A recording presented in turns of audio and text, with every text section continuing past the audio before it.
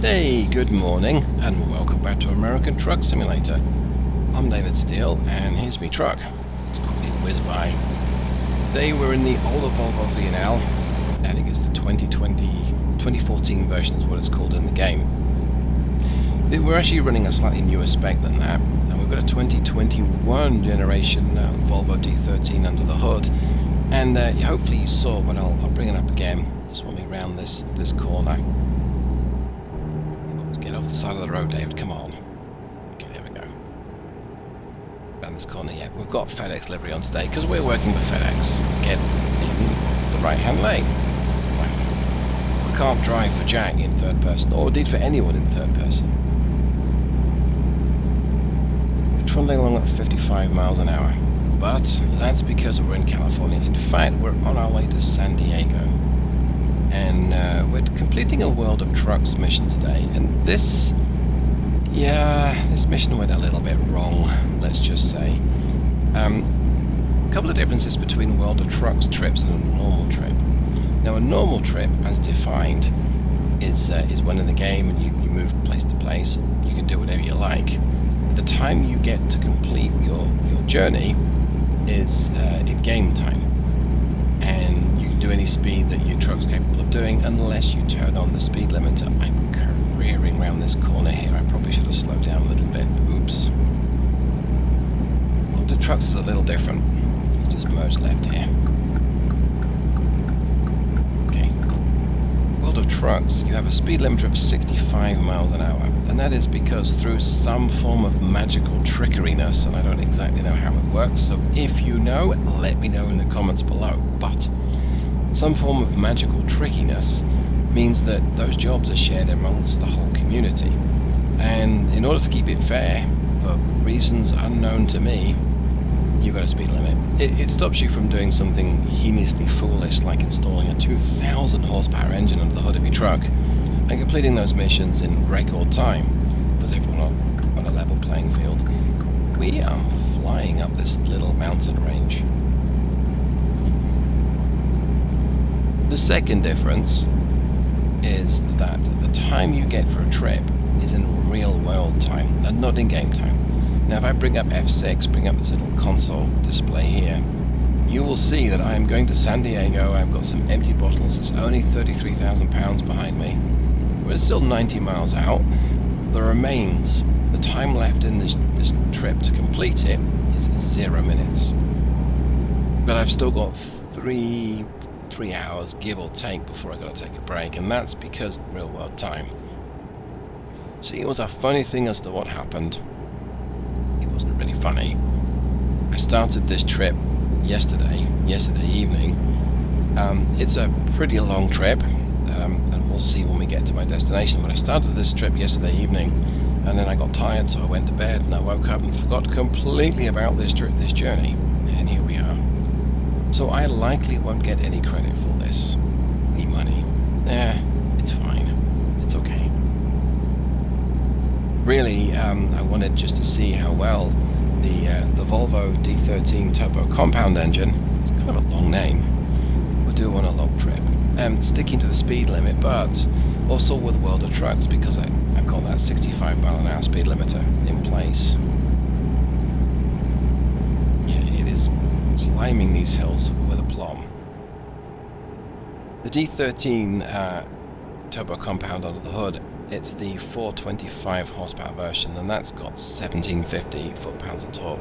There goes the retarder to keep the speed under control all the way down the hill. So that's a pretty chunky torque output versus the power output, and the reason for that is because it's all to do with how you're trying to design an engine for maximum efficiency. So you may have heard of the term downspeeding. Downspeeding, it's a rather weird term to my ears. What you're basically saying is you're running the drivetrain components, the engine specifically, but everything else, at a lower speed for a given road speed. So typically the way you accomplish this, you'd use taller gearing. So you'd use a smaller numbered final drive. Do I want the left or the right lane? Doug will tell me. There we go. Then exit right. So right now we're using an I shift. Let's kill my crew. We'll let the speed bleed off up this little gradient, and then we'll get back on it, on the power. So we're using a Volvo I shift transmission. This is the 12-speed automated box that I gotta say it has a reasonable reputation in the industry, and I say reasonable. Some people just don't like automated boxes. I'm gonna merge left here, whether we need to or not. Maybe didn't need to. All right, let's tap resume and use the right-hand lane. Yeah, so the I shift has a reasonable reputation. It's programmable. You can adjust it to suit the kind of conditions that you've got, just like any other automated box. But it's integrated with Volvo's engines. In fact, it's only available with Volvo's engines. Driver's first yawn, okay. We have a 285 final drive here. It's an iTalk version of the I shift, and lots of little I words here, you know, I here, I there, everywhere, and I. This is meant to be used with Volvo's high efficiency turbo compound engines. The long and short are, we're doing about 1200-ish RPM at 65, and as you can see right now, we're doing just over 1000 RPM at 55. But this engine has a lot of torque, and it means it's able to climb gradients and stuff at 1000 RPM. So why does high torque matter at low RPM? Well, it's all to do with how much power you need to produce to accomplish a certain amount of work. Now, I don't want to drop into GCSE physics here, but power is what you need to keep things moving. And torque is what you need to accelerate something. Now, there's a lot more to it than that. Really haven't explained it very well. But once you start down-speeding an engine so that you can cruise at a lower engine speed, the reason why you do that, you reduce friction. You reduce the speed of moving parts rubbing against each other, or hopefully against oil on each other. And that makes it more efficient. But if you're climbing a hill, or even just traveling along in a straight line with a cargo behind you, let's say you need 100 horsepower to travel in a straight line with this configuration that we've got right now. So whatever your engine speed is, it needs to be able to produce 100 horsepower, and horsepower is a factor of, here goes, green light, yep, okay. You're not going. Alright, well, I guess you're waiting for me. So horsepower is a factor of engine speed and the amount of torque it's producing. You want more power at a lower engine speed? Sure. You need more torque. You want more power from the same amount of torque? Sure. You give it more revs. By giving this engine lots of torque low down, it's able to produce lots of power low down, and that conversely means it is able to climb hills at 1000 RPM, as opposed to changing down 3 gears, even climbing it at 2000 RPM. It's an oversimplification, but it's the reason why a lot of modern engines, in fact I would imagine most every modern engine, produces comparably more torque than its equivalent 20 years perhaps, but 30, 40, 50 years ago.